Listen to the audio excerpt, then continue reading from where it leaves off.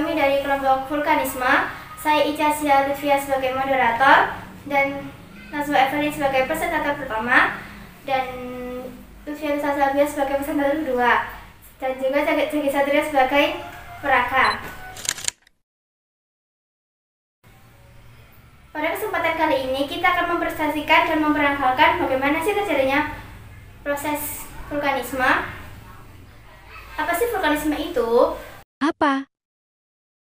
Vulkanisme adalah segala peristiwa yang berhubungan dengan magma yang keluar menuju permukaan bumi melalui rekahan dalam kerak bumi. Magma ini bentuknya cair dan berbicar. Magma bergerak naik ke permukaan bumi melalui diaterma, yaitu saluran yang mirip pipa. Jika sudah sampai di permukaan bumi, magma berubah nama loh. Hayo tebak, namanya jadi apa ya? Iya betul banget, namanya berubah menjadi lava. Nah, jadi faktor utama pada gejala vulkanisme adalah magma ya. Karena aktivitas magma itu beragam, maka dapat menimbulkan gejala vulkanik yang beragam juga loh. Seperti tipe erupsinya, bentuk gunung api, dan aktivitasnya. Lalu bagaimana sih tahap-tahapan dari vulkanisme itu?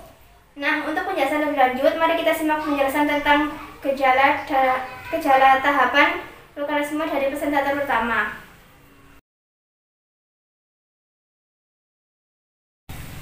Gejala vulkanisme. Peristiwa vulkanisme memiliki gejala yang bisa diamati loh, yakni gejala sebelum terjadinya atau pravulkanisme dan juga gejala setelah terjadinya yaitu pasca vulkanisme. Yang pertama yaitu gejala pravulkanisme.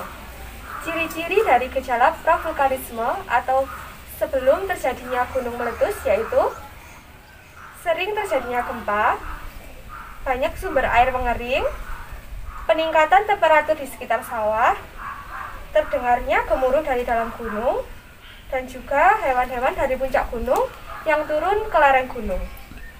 Yang kedua yaitu gejala pasca vulkanisme atau gejala yang muncul setelah gunung api meletus.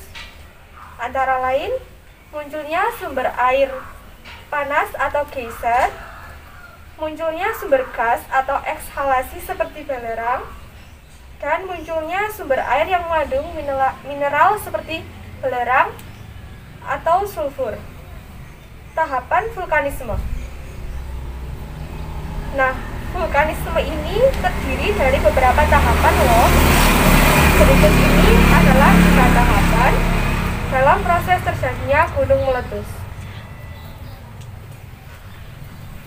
Iya, ada Mas Jagi. Tahapan vulkanisme. Nah, vulkanisme itu terdiri dari beberapa tahapan loh. Berikut ini adalah 3 tahapan dalam proses terjadinya gunung meletus. Yang pertama, yaitu endapan magma di perut bumi. Dalam proses terjadinya gunung meletus, biasanya diawali dengan adanya endapan magma di perut bumi atau di dalam inti bumi yang sangat jauh di dalam lapisan tanah. Magma ini adalah batuan cair yang berada pada perut bumi. Mereka terbentuk akibat panasnya suhu di dalam interior bumi.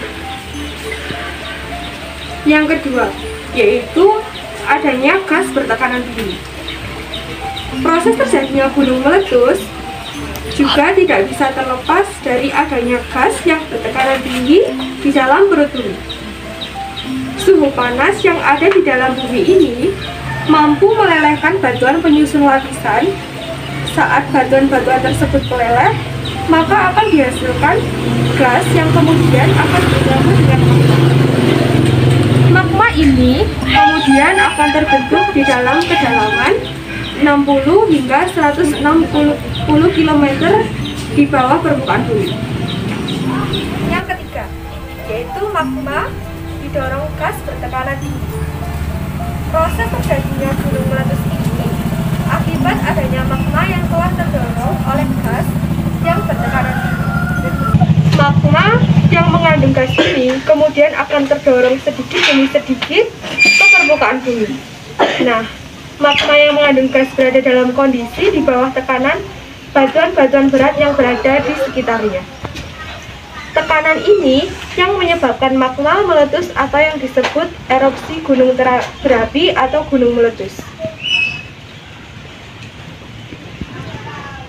Terima kasih Najwa atas penjelasannya.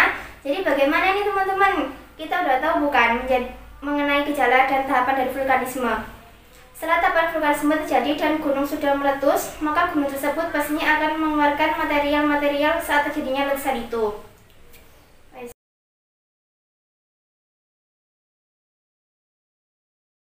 Material-material yang dikeluarkan ketika terjadi letusan gunung berapi.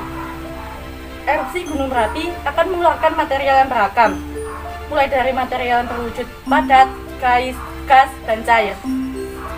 Erupsi tersebut dapat berasal dari dalam dapur magma ataupun material sekitar kawah.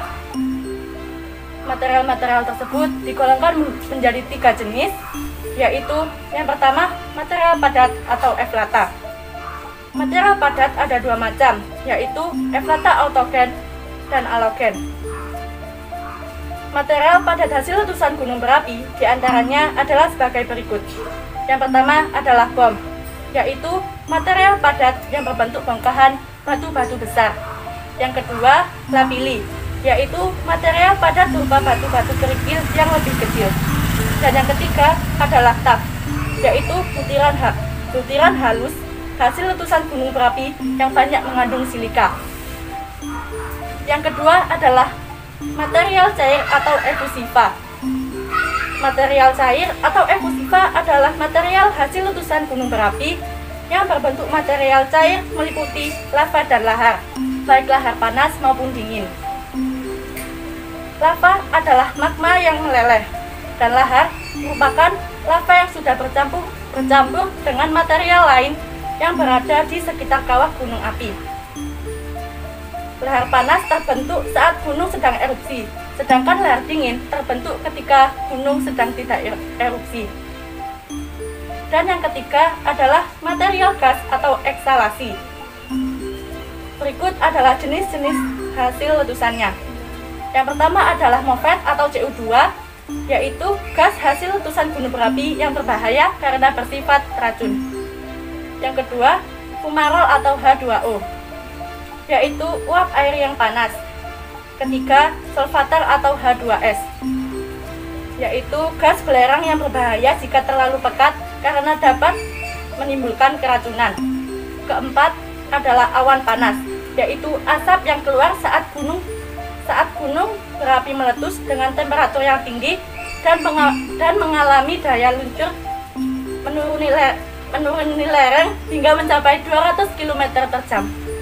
Terima kasih Bila atas penjelasannya. Baiklah teman-teman, semua itu tadi penjelasan dari kelompok vulkanisme tentang bagaimana proses terjadinya vulkanisme. Kita berharap dengan apa yang kita presentasikan tadi, semoga teman-teman semua bisa memahami. Saya juga mengucapkan terima kasih pada teman-teman yang sudah menyimak video dan menonton video ini dengan seksama. Sekian dari klarifikasi, bye!